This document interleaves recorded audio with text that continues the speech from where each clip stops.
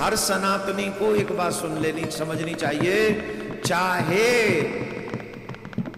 हर महीने की शिवरात्रि का व्रत हम न करें, पर एक जो बड़ी शिवरात्रि आती है उस दिन का व्रत हमको निष्ठापूर्वक जब तक शरीर में बल हो करते रहना चाहिए।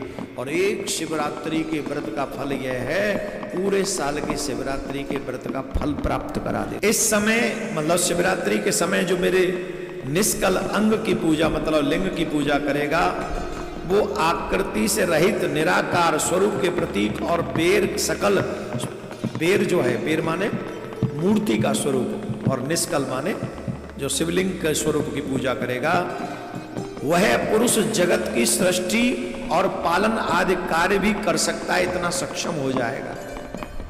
मतलब ब्रह्मा जी और विष्णु जी के बराबर हो जाएगा वो, जो शिवलिंग की निष्ठा पूर्वक शिवरात्रि के दिन पूजा करेगा। जो शिवरात्रि के दिन निरहार एवं जितेंद्रिय रहकर अपनी शक्ति के अनुसार निष्कपट भाव से, अब यहां शब्द पे ध्यान दीजिएगा, निष्कपट भाव से। हम लोग कपट करते हैं, हम लोग खूब धनवान हैं, लेकिन 5 ही बेलपत्र चढ़ाते हैं। भगवान ने हमको खूब दे रखा है, पर भंडारे में चवन्नी नहीं लगाते।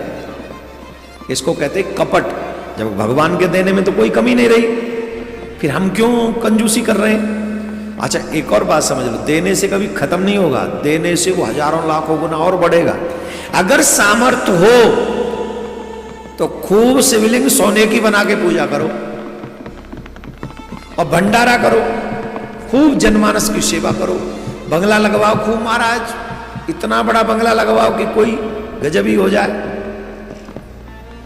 पहले तो लगते थे, बिहार जी के मंदिर में अभी भी फूलों का बंगला बनता है, प्रिया कांजू के मंदिर में लगा हुआ है, आप जैसे भक्त यहाँ लगवाते ही हैं। तो धन हो तो खूब ऐसे ही उत्सव मनाया करो जैसे आप अपने बेटा बेटी का और या माता पिता के जन्मदिन का उत्सव मनाते हो, वैसे ही अपने इष्ट का भी उत्सव धूमधाम से मनाना चाहिए।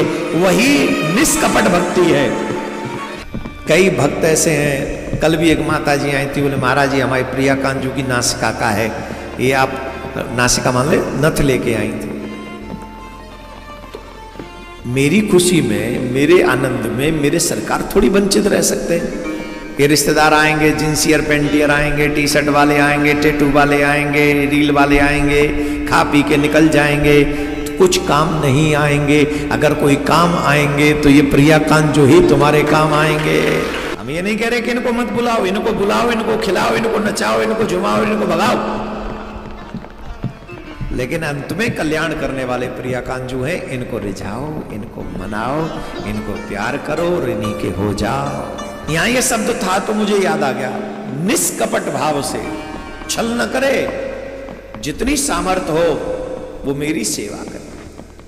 जो शिवरात्रि के दिन यथोचित पूजा करेगा उसको मिलने वाले फल का वर्णन सुनो। 1 वर्ष तक निरंतर मेरी पूजा करने पर जो फल मिलता है, वह सारा फल केवल शिवरात्रि को मेरा पूजन करने से उस मनुष्य को तत्काल प्राप्त हो जाएगा।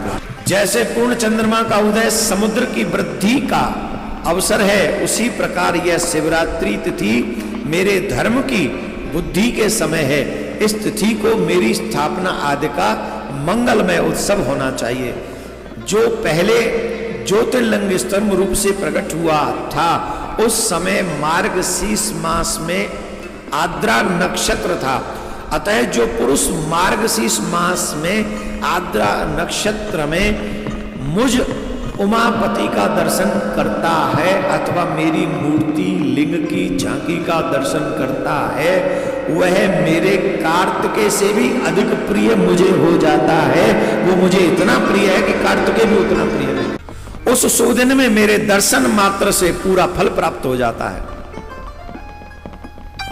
और अगर दर्शन के साथ साथ वह मेरा पूजन भी किया जाए तो उसका अधिक फल प्राप्त होता है, जिसका वाणी के द्वारा वर्णन किया ही नहीं जा सकता। इसलिए हमें शिवरात्रि का व्रत, मैंने पहले ही कहा, सनातनियों को हठ पूर्वक रहना चाहिए।